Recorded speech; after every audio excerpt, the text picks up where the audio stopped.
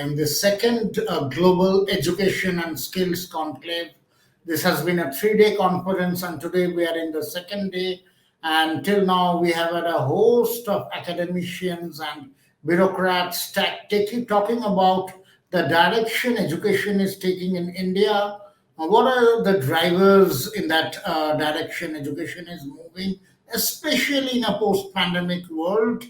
And how technology and other modes are facilitating this direction where technology education is headed. So today we have this panel on talking about admissions, the trends, innovations, and challenges in admission. And I would just like to introduce each of the esteemed panelists today for this panel discussion here.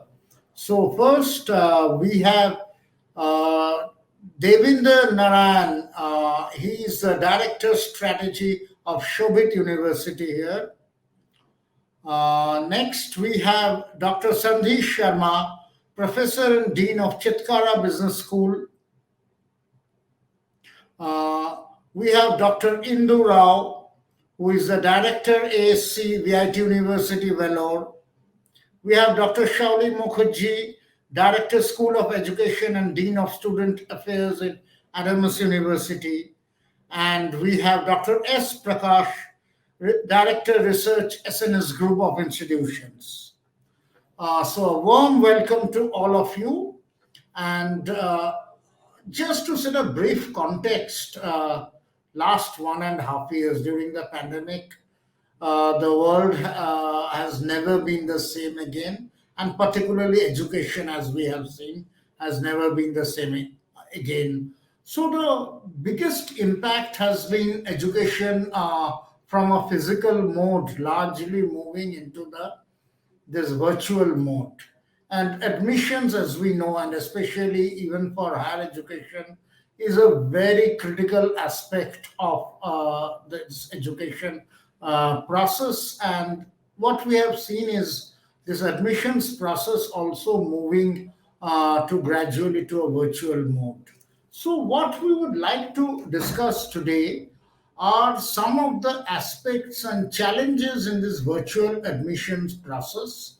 So, one, we would like to go through each of the panelists in terms of how different, especially for students, is the virtual admission process, because otherwise, normally, any student would like to visit physically the campus and interact in the campus there during the admission process. So, when he or she is not able to do that, how are they handling the situation? And how, as an academic institution, you are sort of, if I may say, counseling the student in that virtual admission process?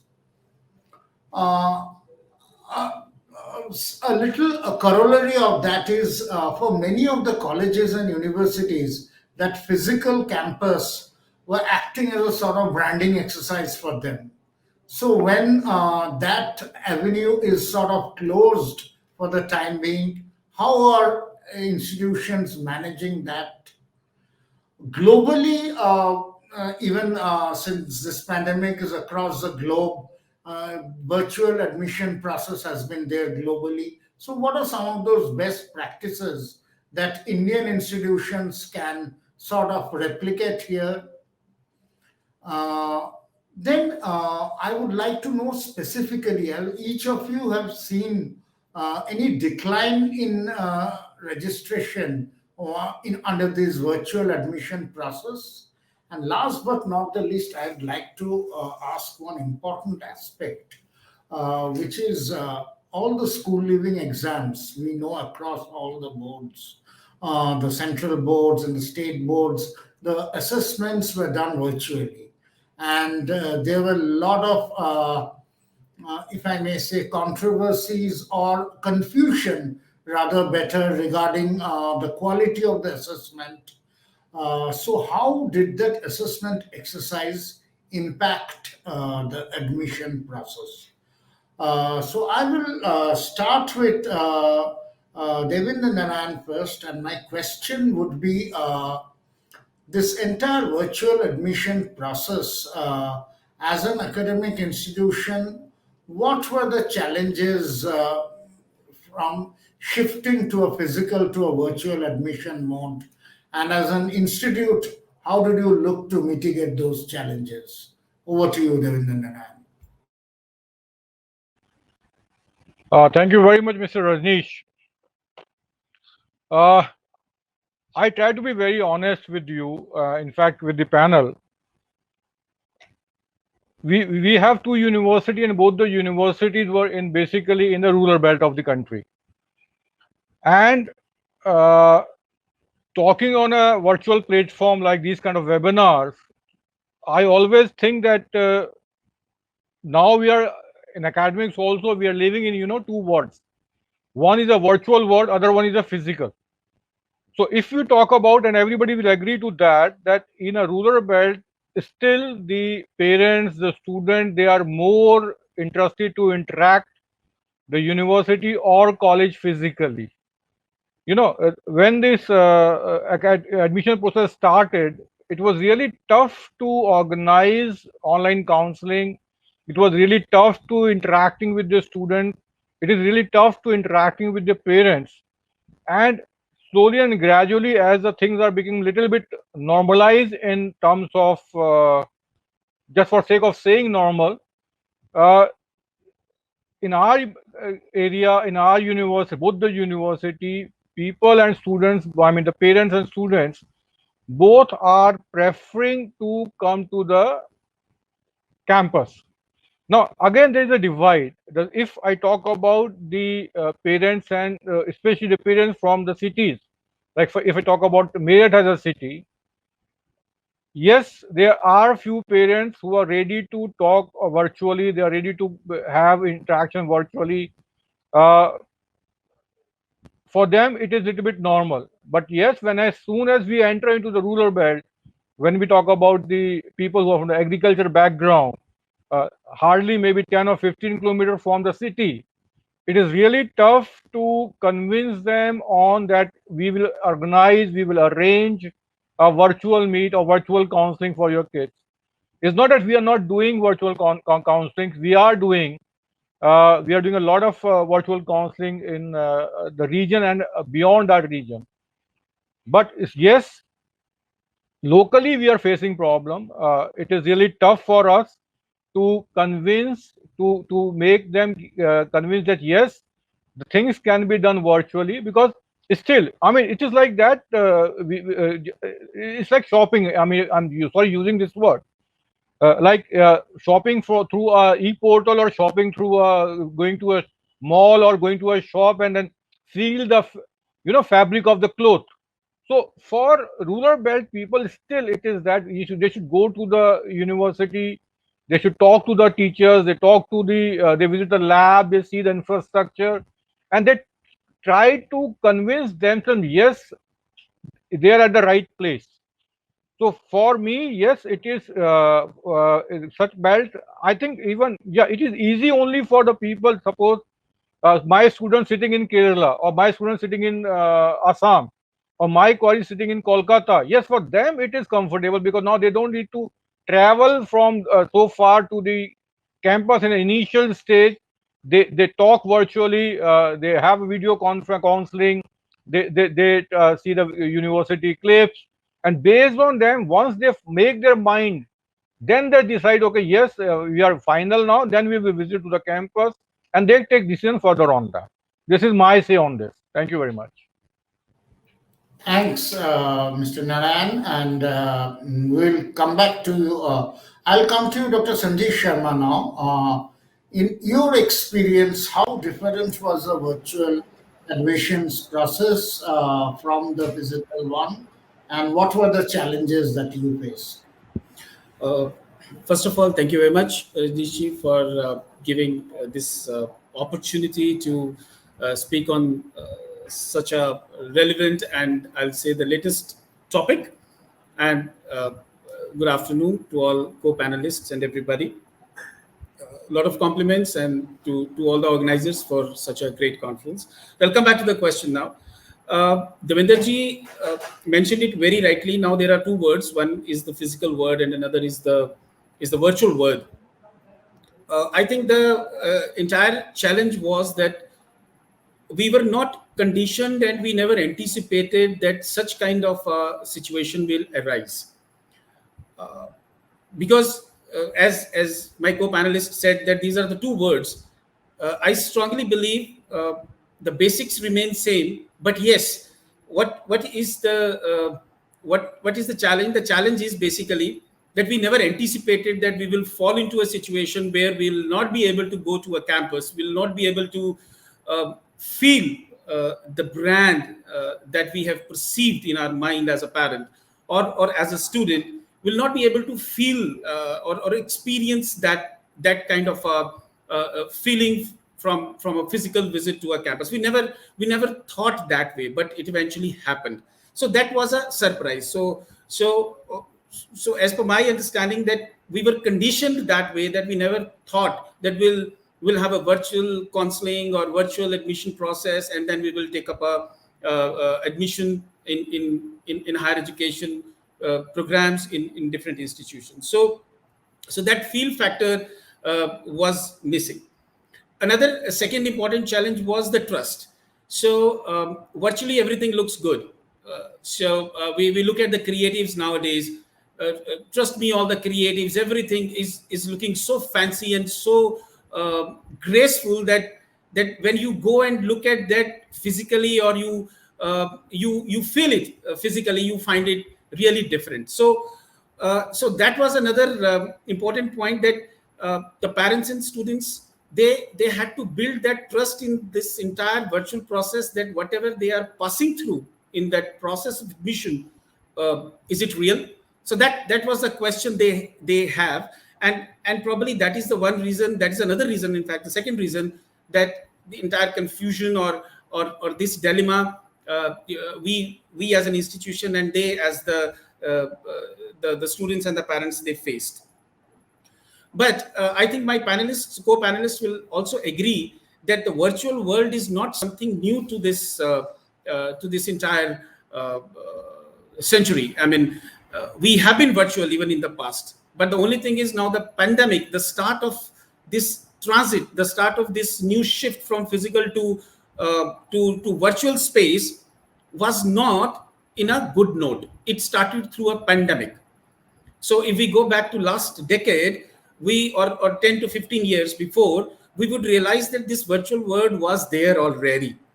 So there were many processes which were happening even at that time.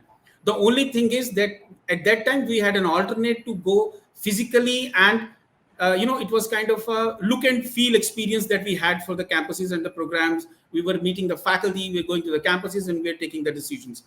But the only thing is that it all happened in a way, it started with a bad note. So since it started with a bad note, and that bad note was a pandemic, and everybody was in state of a panic. So I think that is a third major reason that the entire process of admissions and the entire process or entire education sector started feeling that kind of a suffering from switching from a physical space to a virtual space. But my strong opinion is, my own thinking is that this virtual world was there already. The only thing is, the way we entered this world was something on a very different note, which was not anticipated. Hence this kind of a dilemma, and hence this kind of a situation is arising. I think in the beginning I will submit only this point, and then as the discussion forward, we'll go further. Thank you, Dr. Sharma. So the two panelists till now have spoken about two areas that have come up. One is the impact of India's socio-economic condition in terms of the socio-cultural, socio-economic as well as socio-cultural, I may say, and that impact on virtual admission. And the second was more what Dr. Sharma said, is a more a psychological or a mental barrier kind of thing, that suddenly this transformation to this virtual mode, and whether the trust factor was built on it. I'll come to you, Dr. Rao, now. My question is one, obviously, I would like to have your experience in terms of the virtual admission process. And also, I would like to understand how did you sort of manage the students would always prefer, it's not the only the question of trust or the parents thinking, a student would prefer look and feel of the campus, if I may say, interacting once taking admission. So once that situation is completely absent, how did you manage that? Thank you so much, Rajneesh ji. I hope I'm audible. Yes. So thank Yes, you. you First, are. I join the panelists again in thanking you for giving me this opportunity to speak to you. And I say namaste to each one of you. It's a very important topic. I think teachers have gone through the transformation like never before in the history of at least post-independent India. You are right. We had a digital education. I was in the US in 2006, and I have taught online classes and hybrid classes then when I was doing my research. So it's not that digital education is new. I join you, but in India, and even in the other parts of the world, nobody was trying to adopt digital education.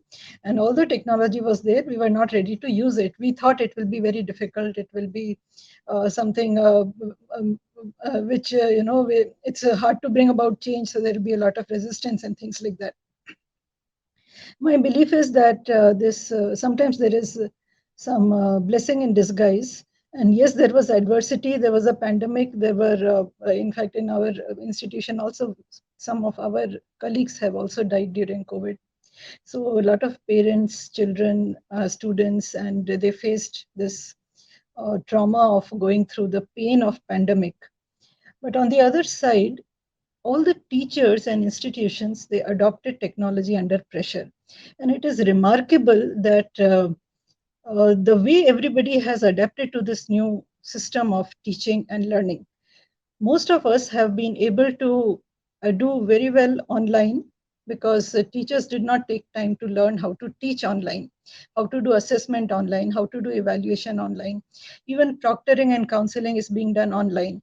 Admission specifically, you asked for us, and I would again refer to the socio-economic situations in our country.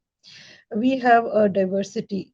There is diversity in the nature of technical institutions, in the scope and size of technical institutions.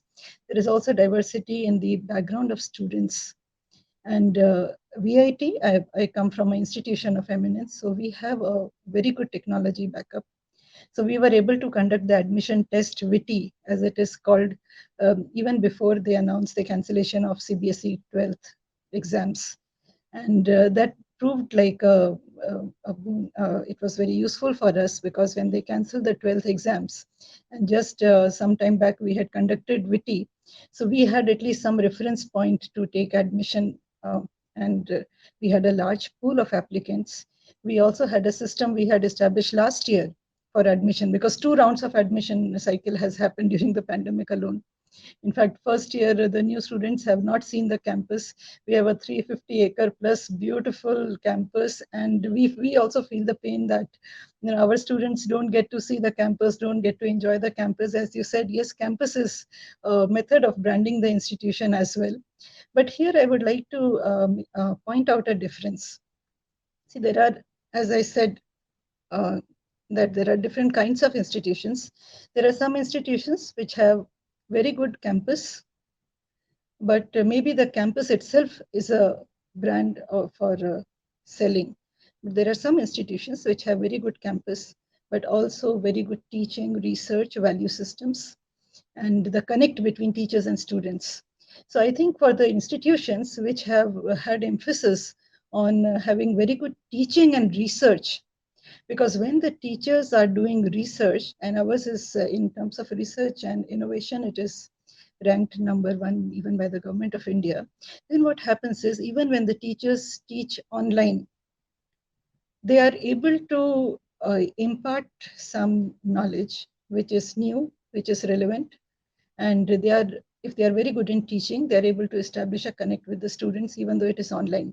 Everybody knows, let us be honest, that students don't turn on the video during online classes. This is happening everywhere. But if the teacher is able to do well in terms of connecting with the students, in terms of giving information and the content that is relevant and useful to the student, along with a very good pedagogy, then the classes are good. So for us, starting from the admission process to the counseling, because first there was a test online. Of course, there were challenges, no doubt about it, because students all over the country, when they write a test, and for us it is about 2 lakh students writing test. So then there will be some people will always raise a question that some problems happened or technical issues or something. But I mean, overall we were able to conduct the test. Then the counseling, and I receive many calls too, because my children are of the age of students who get into for admission. So many people call that, what will happen now that there is a counseling, how do we do it online, things like that. But there is a system in place. If you have established systems, and I think now most of the universities have established systems, where every student gets a chance, that 5 minutes time online to talk to the right authorities in the university, and to be able to make a choice to choose the branch. And if it is not available, to also put it in waiting, that in case this seat becomes available, we can opt for this particular branch of engineering. Another point that I want to highlight here is that during this lockdown, there has been an announcement of National Education Policy 2020, which gives the option to students that they can have a bank of credits. They can move from one university to the other university also. So this we really have not tested it yet, that how this will have an impact, but it's going to have an impact on all the institutions and the students, because we invest so much into the admission process, especially during this lockdown period. We have invested into technology like anything, and had this process. So if students want to leave and go after 1 year, or they choose to come from another university to this university, or then how it will happen, we don't know. That's a very big challenge. The other thing I want to say is mental health. Mental health undoubtedly has been affected for each one of us, whether it is teachers, students, parents.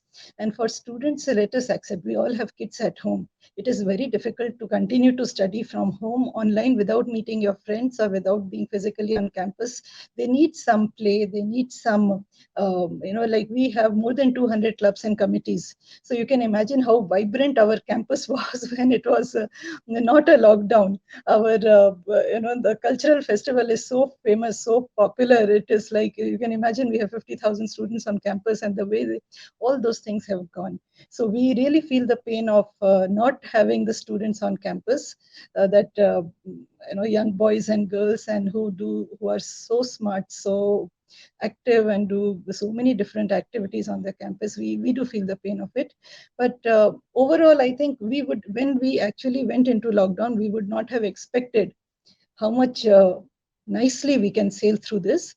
And I feel satisfied the way our institution has coped up with this, given the conditions that were beyond our control. Thank you, Dr. Indu. I'll come back to later. I'll come to Dr. Shauli Mukherjee now.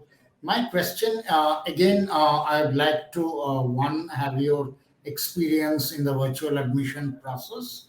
Apart from that, specifically, I'd like to ask two questions. One, the first part, when many institutions, for them, the physical campus visit is a sort of a branding opportunity amongst the students.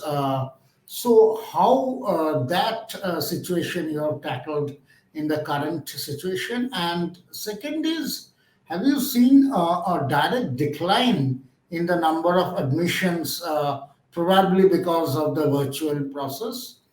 And third, Dr. Indu touched upon the faculty part, but even the administration people, they are also accustomed to a physical admission process, administering the whole thing. So for them to suddenly shift to this virtual admission process and provide the necessary counseling, etc., how was that managed? Over to you, Dr. Shauli. Thank you so much for the question. Right at the very outset, wishing you all a very, very good evening. What I would like to state is that we all know that the outbreak of the pandemic has actually caused major disruptions to colleges and universities across the globe, and has also threatened to significantly alter almost every aspect of a college or a university life. And that definitely includes admissions and enrollments. Now, the reasons are quite obvious, such as a great financial hit in terms of people losing their jobs and their means of livelihood. A lot of students initially, deciding on opting for a gap year, obvious health and security concerns, increasing mental health issues, and an obvious doubt and apprehension and fear related to the complete shift to the online teaching learning ecosystem. And of course, one cannot simply rule out the alarming reality and statistics pertaining to the digital divide. Uh, but having said so, what I feel is that pandemic is something which we cannot control. I mean, it has happened to each one of us in different ways and manners. It has affected all of us. So even for an individual, we have seen that during the pandemic, only the most resilient ones, they are the ones who have not only survived during the pandemic, but they are the ones who had actually thrived. So I think the same applies for institutions as well. So it's not only about resilient individuals, it's also about resilient institutions. So resilient institutions will not only survive during these difficult and uncertain times, but will also be devising innovative and creative ways to counter the challenges posed by the global pandemic. Now, coming to the question as to how different, you know, uh, the virtual admission process is from the physical admission process, well, I would like to say that it is as different as the shift in the teaching learning process from offline to online. So we all know that the campus visits, the physical interactions, and the physical counseling sessions with the prospective students and parents, they definitely form an integral part of any admission process. And we can also not deny the fact that when you physically experience something, and when you see with your own eyes and when you hear out things on a real-time context, now that definitely has a more lasting impact on one's mind, especially when it is such a crucial decision pertaining to a student's career.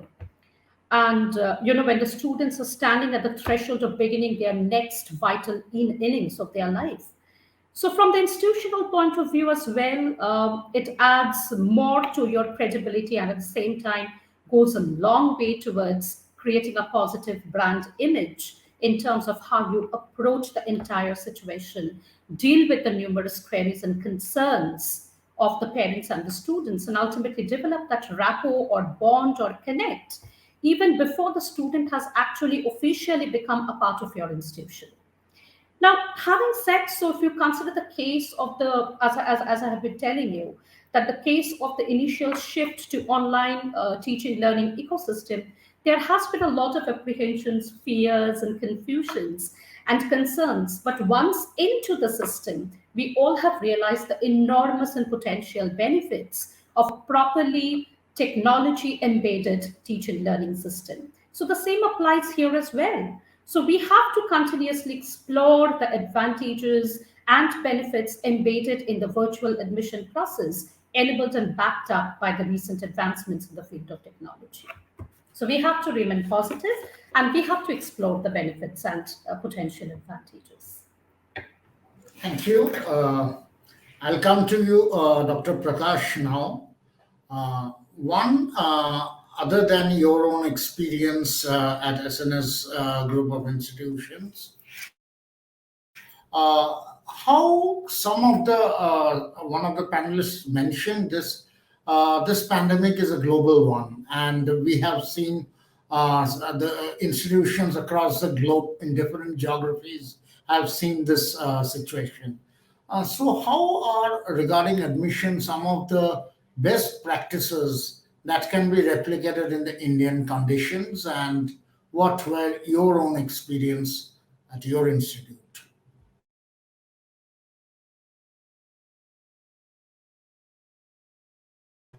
Please unmute yourself.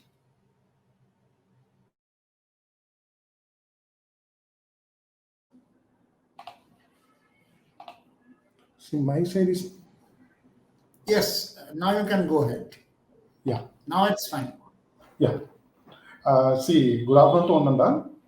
So I am from Coimbatore. Here, most of the students coming from Kerala and some of the students coming from Karnataka also. But in our institution, we are focused on design thinking curriculum. So design thinking means we are focused on industry-oriented curriculum. We focus. Then other than that, we focus in foreign. If any foreign university follow the curriculum, means the curriculum we are adapted in the way of 7+5 industry connect. 7+5 means we focus in 7 industry vertical and 5 technology. We connect with 7+5. Then we still now we don't have feel about the pandemic situation. Student is not joined in our institution, but we have good number of admission is going on. But in abroad, that public university in Norway and Germany offer free degree to all international students, especially regardless of the nationality. No nationality for the students. If any students coming from Norway and Germany, the free degree of admission. That another one, the students from European Union. So that country, what the country followed the pandemic time, the European Economic Area can study for free Denmark and Finland and Sweden as well. Then recently I read one article, most of the public university in France and Australia also offer free study program for under 2,500 euro dollar or euro per year, all international students. But just here, like admission requirement, university or private colleges are also offering fee structure, I mean waiver for a certain document and extending the application deadline for the students. Then another one, if my recommendation, so if any students have a work experience or letter of recommendation or any other prominent document is there, means we offer in autonomous institution. We are following the autonomous institution, but anyway we are following the Anna University, affiliated from Anna University. But we will give the some of the syllabus, less syllabus. Then we will give some less paper. Then we attract the students, and most probably this time we will give some of the relaxation to the students. Then another one point, University of North California, I think so, North California, USA, have created the virtual app such as virtual reality that allow also students get campus tour and connect with the university. The same strategy we also follow. We in our website we will give the AR app, Gear UP app. So if any students from Kerala or Karnataka, through that app, search the institution through that app, find out the campus tour and connect with the our colleges. Thank you. Just going through speaking to each of the panelists one round, we can sum up some of the challenges people have mentioned are socio-economic or socio-cultural, then in terms of psychological among the students, then a sort of a agreement, if I may presume, that a virtual admission process can never really replace a physical admission process. And once hopefully the pandemic situation improves to an extent, and even if we have a blended learning kind of concept, maybe the admission process part of it would be a physical one. We talked about how the physical campuses act as a branding exercise, and that is not happening. So now there are very two important areas I would like to ask each of the panelists, and Dr. Indu touched upon it a bit on the assessment and the exam part, which happen for the admission. that you had conducted the VT exam was done even before the CBSE things were declared. My question, and I'm deliberately keeping this open to all panelists, anyone, please feel free to take it up. How serious was, and this is applicable for CBSE, ICSE, and each of the state examination boards also, virtually no one could conduct exams, and all the assessments were done on basis of certain generalized mark for 10th and 11th and 12th combined. Whether or not going into the merits or demerits of that assessment exam, definitely there's scope for confusion and a challenge. How did you manage that? I'll say the admission challenge when the assessment results were sort of based on some sort of ambiguity was there. That is one part. And the other question I would like to ask is specifically in terms of have we seen decline in the number of admissions in this virtual mode? So who will be taking it up? Anyone would prefer to take the Yeah, first one? I could answer that if it's okay Sure. with you. Since you mentioned witty and what we did before the class 12 exam, we did have an exam which was conducted at the national level, like every year. Only thing that it was virtual this time, and it came with its own challenges. So the challenges we spoke about in the previous round. Now I will just like to share how we tried to handle it. No one can handle it in a perfect manner, but what we did was, so for the first year batch, see, like BTech students are the maximum percentage of all the students in our campus. So second year, third year, final year we started on time, but the first year admissions were also delayed because of all this confusion and the 12th result and all. So when we started that, we trained our teachers in a different way to handle the first year students. Because one is for the institution, it is one thing that admissions and the other part is the students themselves and the parents, they are so confused because they have entered to an institution through a virtual admission process. And for every student, we have to consider every student as such an important part of our this generation, that when the parents, the entire family and the student, they are preparing for class 10, 11 and 12, and to get admission, it is like a career, life and death for them. They study like anything. So when they enter through a process which they had never dreamt of or imagined, they are in a very different state of mind even after they get admission. First of all, just everybody applies to different institutions. Let us accept that. Everybody tries to apply to all the national level tests and then the state level tests and then the other private colleges. So most of the students, and especially like the ones who come to our VIT, they have like 3-4 different offers in different institutions. And then they are making one selection and they are coming here. So even after they join, the teachers, our teachers have handholded them a lot. Like every class, if somebody is absent, somebody is present, they would make personal calls and make sure that what is their problem, what is the issue that they are facing. I mean, because there is no other way. There has to be like a parental touch while talking to them, because the students are in a very. I think the psychological situation of a student was the most challenging thing at this point of time. And another thing, we try best to make them go through a very nice induction program where we make them comfortable. Although it is online, but even online we have done a lot for faculty development. I am in charge of the faculty development. We have 2,000 faculty. I have trained, I mean, in my programs, only in the pandemic, I have had more than 16,000 registrations. And the faculty are registering different times. So that much we have invested on faculty training during this time to take care of the new students as well as the senior students, and try to see that everybody is uh, we can make them as comfortable as possible. So I think that is what we have tried to do. We invested somebody pointed out the creatives, we try to make our classes more interesting and interactive. And there have been many training programs I have conducted, how to, retain the interest of students, even if it is online class.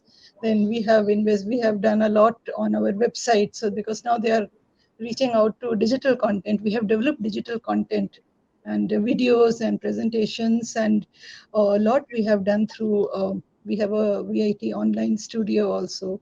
So I think we have tried to do whatever we can, that children are interested in studying.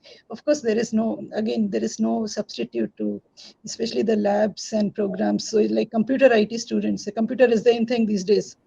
So if somebody is in a lab and then the teachers are hand holding them to do the programming, it is different than somebody doing it at home. And how they make, even teams. One more point I want to make here. Most of the students in our classes, they work on projects. So of course, now the only way for them to work is making WhatsApp groups or some other groups on the internet. And they all miss that when they were getting together on the campus and working on those projects. Every course has a project. That was very different than because that momentum builds up when these 4 or 5 students get together and work on a project, rather than if they have to get in touch with each other virtually and do it. Okay. Yeah, Dr. Sharma, you were saying something about. Uh, Sir, this is a very interesting discussion now. I think this is not the first year. This is the second year now we are passing through a virtual admission process. Last year it was a surprise, as Madam Dr. Indu also rightly pointed out, that we were very responsive to the situation as a education ecosystem. All the institutions in the country, they quickly responded. We also at Chitkara University, like others, that we also responded to a situation in matter of no time. We switched our offline methods to online methods. So as far as the admission process is concerned, the last year was also virtual, and this year is also virtual. And I strongly believe that all the institutions in the country now, they have already set up the process for taking virtual admissions, because last year we anticipated that this will continue and this will not end up fast. And this year, 2021, we are very sure that the technology and this virtual processes are going to be the way forward. So I think all the institutions have already set up the processes. We also have our own Chitkara University test.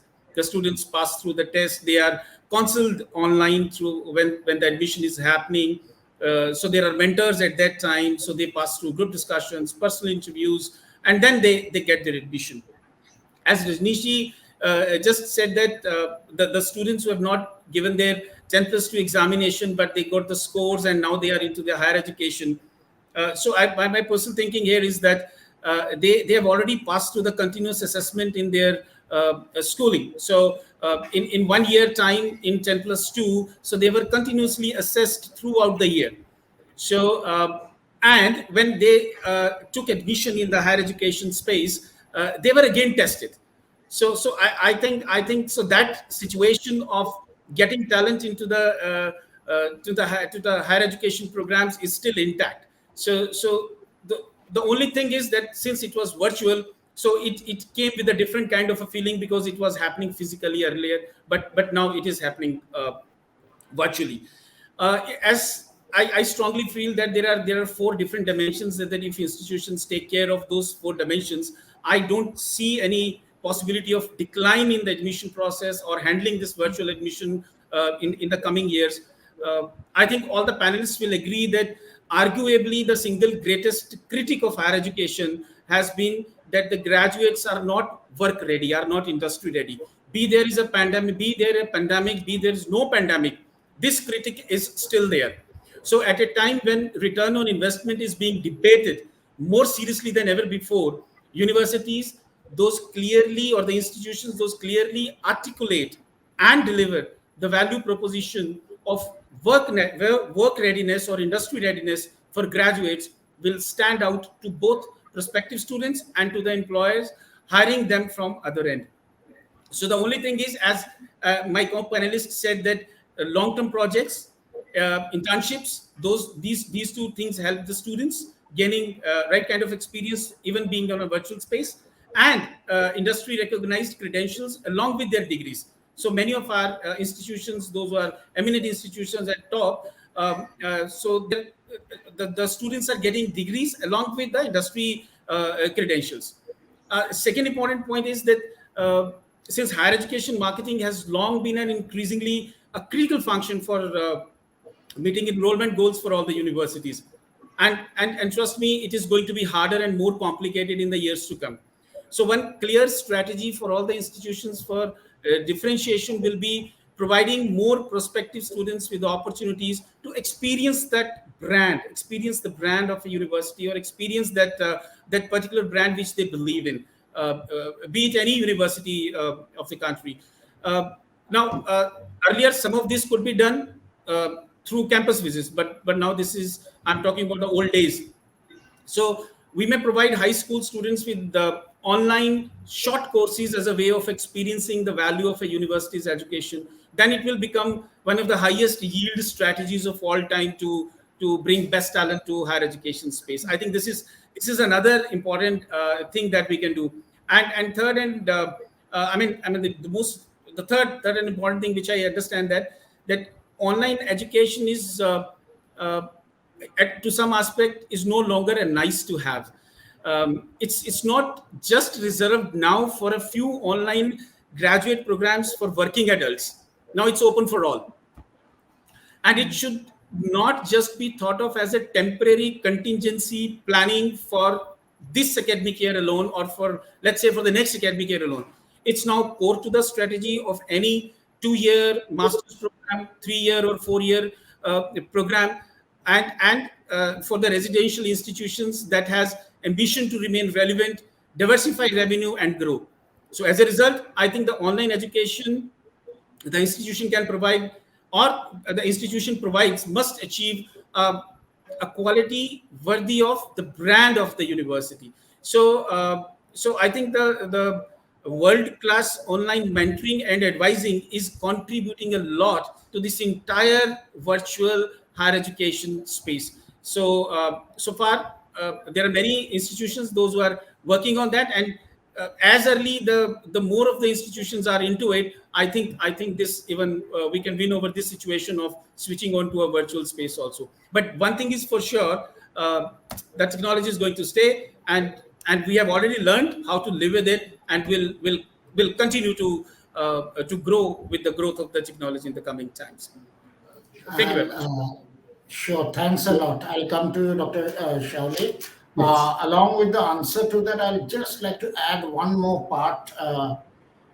Are the institutions looking at, see, this collaborative learning thing, normally for the virtual education, especially with the global institutions, that sort of, so once this virtual education mode anyway is going on, and even students who would like to go abroad are not able to go now. So are the Indian institutions this collaborative learning process where the entire process is online, and maybe first few semesters will be the Indian institution, and then shifting for the last few semesters to the global one?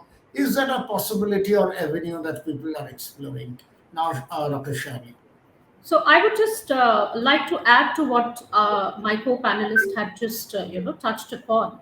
Now, so definitely this year it has been an average marking scheme posed by the unprecedented global pandemic. But we have to think rationally as well as logically, and at the same time with an open and progressive mind, that in the 21st century, how justified it is to admit a student with 90% marks and to eliminate a student with an 89%. So you have to think, you know. So knowing that, quite well that the marks have been scored based or allotted based on their performance in the standardized tests, which are the yardsticks for assessing and rewarding students based on their ability to conform and to comply. And in simplistic terms, on the learner's ability to rote learn and to memorize, and offers absolutely no scope whatsoever on the learner's ability to, create or innovate. That is giving priority to the learner's inherent capacity for creativity and innovation. So I think it's high time for the higher educational institutions, and what better time than these present times of the global pandemic, uh, you know, uh, which have caused so much of positive disruptions in the field of education and higher education, and has actually enabled all of us to think and act outside the box, to actually devise creative and innovative ways to assess and evaluate the students' interest, passion, talent, aptitude, as well as attitude, rather than relying on only one standardized metrics of marks and scores. So that is what I have to say. Yes, Mr. Devinder. Yeah. Yeah. See, we need to understand one thing that is very clear, that there is always a difference between the school education and the university education ecosystem. Even in past also, whatever students study in school, it is not very much relevant in the university education system. So whether it is the result we are having this time, or we have in past, you know, stu- efforts are to be put by the faculties in university and institution to groom those students according to the need of the industry. And another thing which is very important is that we should understand one thing, that entire education system is basically working on three words, that is trust, faith, and belief. And it is, these three words play their role in each and every segment. Uh, say, for example, if my teachers are good and student having a faith in them, they trust them, definitely they are able to give a better result. If my alumni are well placed because they got a good academics education from the university system, so they always refer to their siblings, their relatives, their friends, to basically just create the branding of the institution.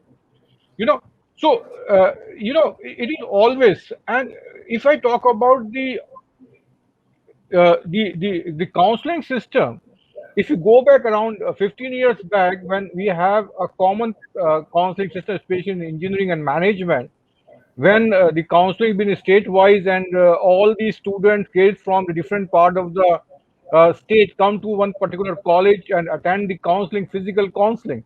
They never seen the institution in before, but based on the information given by the faculty or a counselor there on that to them, they develop that faith and believe that yes, what they are talking about, yeah, it is truth. And when they go to the institution, they got the right kind of environment. And the same thing is happening now, vice versa. Earlier, students take admission and then they visit the university or institution. uh, After that, they visit the institution and then they take admission. Now it is a combination of both. So not only in education, even in the admission process, we need to go for a blended learning. And in fact, most of us, in fact, everybody in all the institutional universities are using this technology these days. See, student file application online, they appear their entrance examination online, they communicate with the faculty online, they register, they even pay money online. Yes, of course, sir. This year they are having introductory classes, induction classes online, but still somewhere in their mind they want to visit campus once before starting or beginning of the classes.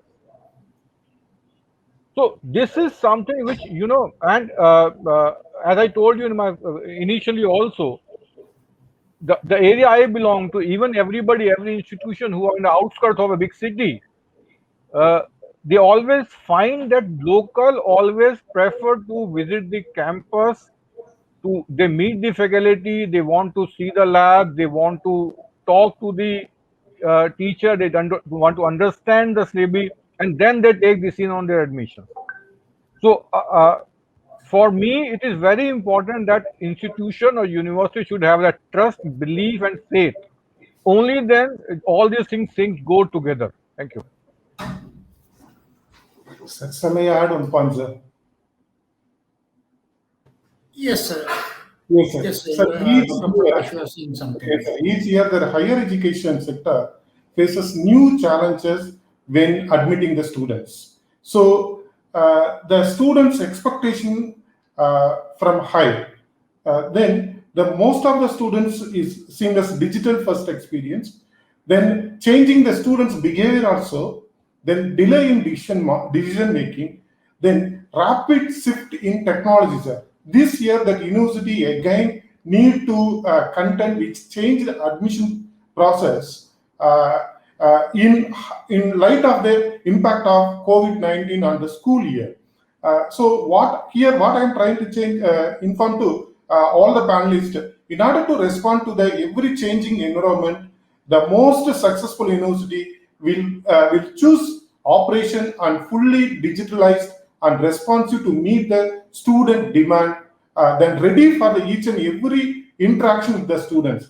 Then third point, the key of successfully managing the challenges, there are twofold. One fold is we'll inform to the students who have success in right information at the right time to support them making their choice and selection of courses. Secondly, providing digital students experience focus on self-service and automation so that student can easily pick up or easily understand the admission process. Then my recommendation, Ministry of Education regarding the common entrance test. So maybe we encourage the schools, 12th mark. Our request is that we won't give 50% of marks from 12th.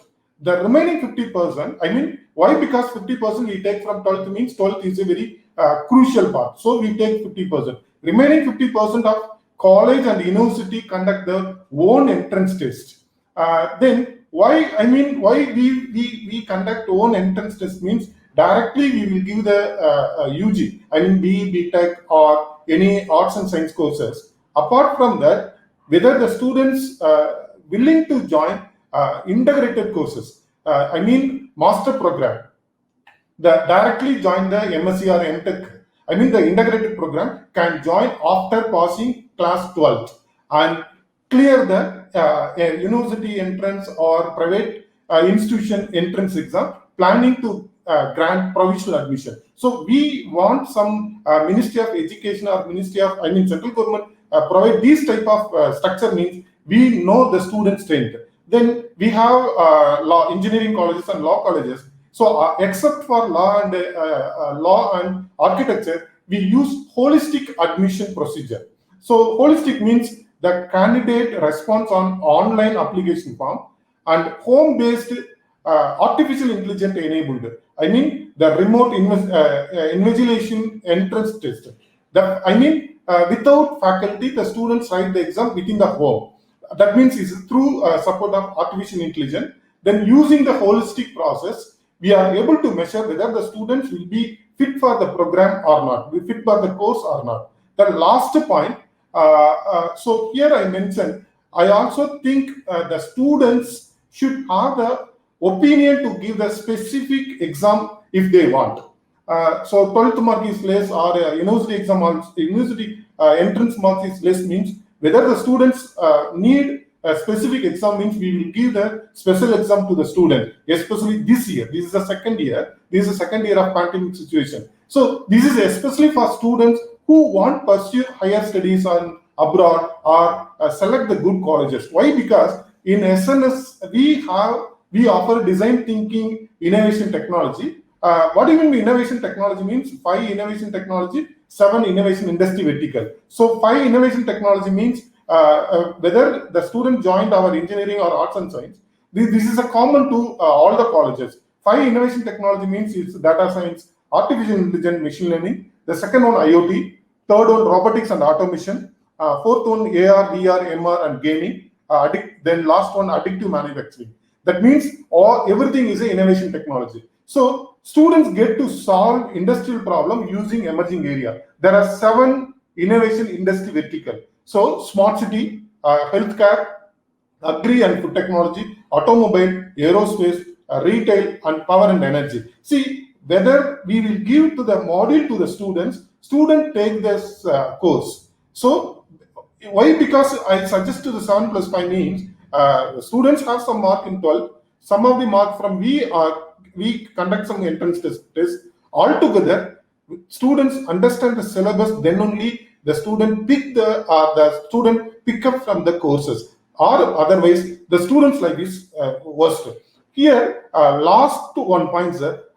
We had alternate admission process this year. We are making provisional admission offer to the candidate. Maybe he joined UG degree. We will give provisional admission to the MTech also. So that means that admission offer to candidate based on the performance of remotely investigated entrance test. Simultaneously, we will conduct the UG and PG. That means it's integrated courses. That integrated courses, again, in our institution, we are following the design thinking curriculum. Thank you. Thanks. That's an interesting one, that integrated course you talked about. Okay, so what I will do is now, for paucity of time, I will go through each of the panelists and ask very briefly. So each of you have 1 minute each. I would ask directly the concrete action. What likely, we don't know, the COVID situation might improve, or there might be third wave or whatever. So blended learning will be there. So in this blended learning situation, in terms of your next academic year admission process, how will it look like? So I'll start with you, Dr. Indu. Thank you. Yeah, we don't know whether there will be COVID-3 or not, but blended learning will continue. The admission process will surely, now that we have the systems in place, if there is no COVID-3 wave, we will do it in person. Otherwise, we will do it online. We are ready with the technology base and setup. But since in 1 minute, I want to quickly mention that online or offline is only a method. At the end of the day, our education system has to provide, and we are now very comfortable both with online and offline. There's a little bit of difference that is not dependent on us. But what we need to do is, we need to have an extremely good curriculum, the flexible credit systems, and we have to emphasize on not just developing skills. Of course, developing skills itself is a big concern because we are not making industry ready students. But COVID has taught us that we have to emphasize probably equal amount of efforts on skills as well as values. We need to develop holistic citizens for the future. And in our education system, we have to make sure that our people who are into the education system, and I'm talking now not just as a VIT person, somebody who has been in the education system for 30 years, we have to emphasize improving the value systems of academicians, the academic leaders, and through example, helping our students imbibe the value system. It has to be multidisciplinary. We have to allow students to choose multiple disciplines, and they have to be industry ready. So skills and values, equal emphasis, that should be the future. If good human beings, if we are not producing good human beings who are only competing, not collaborating, not working in teams, not having empathy and trying to help people, then I think our education system is not doing the right job. So that is the direction for future, I would say. Dr. Sharma, your views. Thank you, sir. I think we should not let this crisis go waste. I think there are 4 things which we can do as an institution and a part of this higher education space, that we have to continue to be innovative and responsive the way we are. We have to continue with it. Second is the agility. Let us accept technology as a first choice, not as a chance.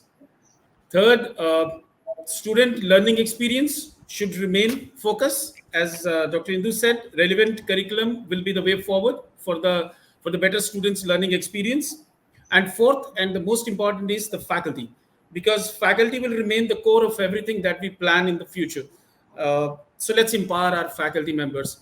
Trust me, all such crises can we can turn them into the advantage for the well-being of the society.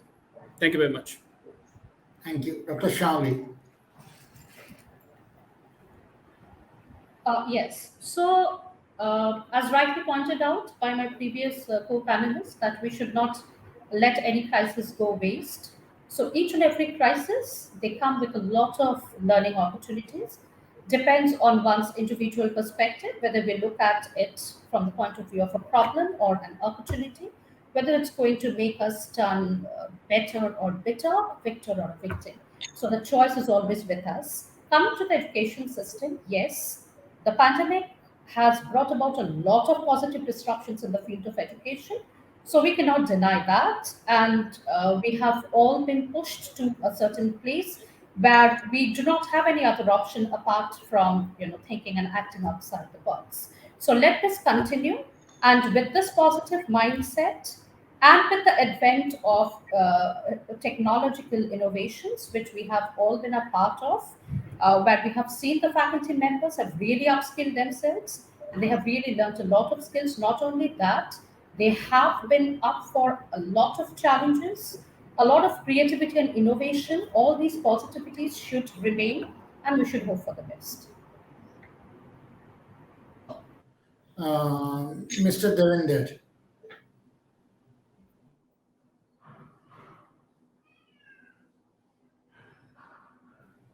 You have to unmute yourself.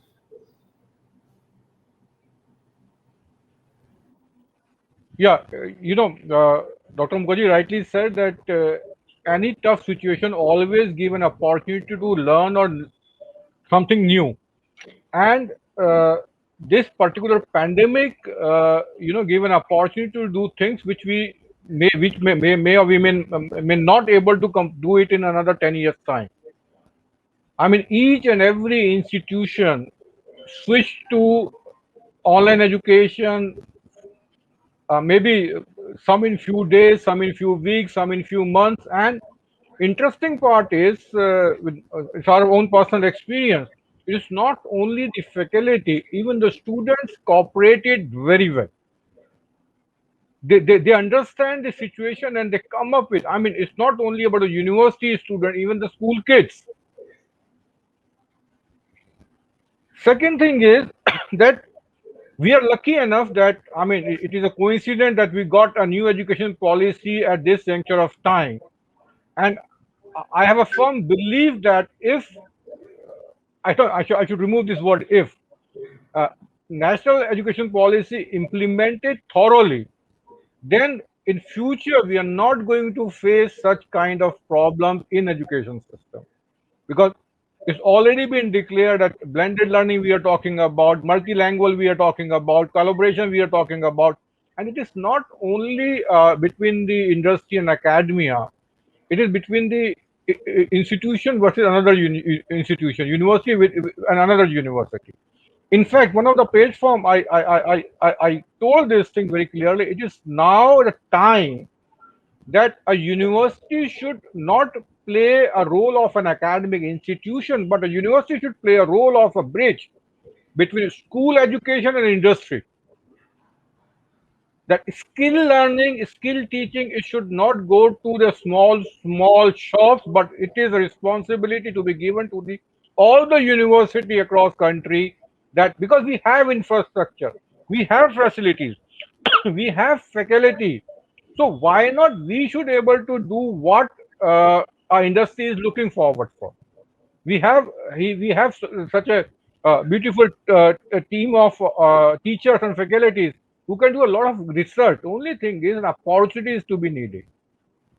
In fact, one of the discussion I suggested, in fact, here also I suggest that there may be a policy in future that every university mandatorily have a tie-up with the nearest industry.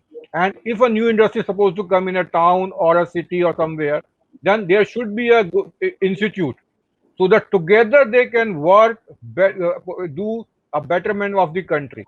And this pandemic is actually given us this opportunity to think about.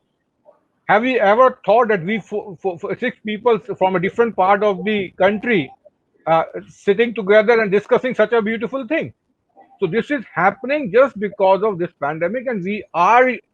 I mean, this is the beauty of the human being, that we are able to get gold out of the waste, and this is what we exactly did. Thank you very much. Exactly. Great words. Thank you. Dr. Prakash, you have the last word, literally. Yes, sir. Here. Yes. So, what is your Almost panel? everyone, yes, sir, everyone cover. But my point or my view is something different to other panelists. One is the curriculum framed, no, the curriculum framed by the industry need. So based upon the industry, what software industry expected from the students. So based on the student, company need, we can modify the curriculum. One. Then second one, we offer mechatronics, mechanical, electrical and electronics. So again, we connect with the manufacturing company.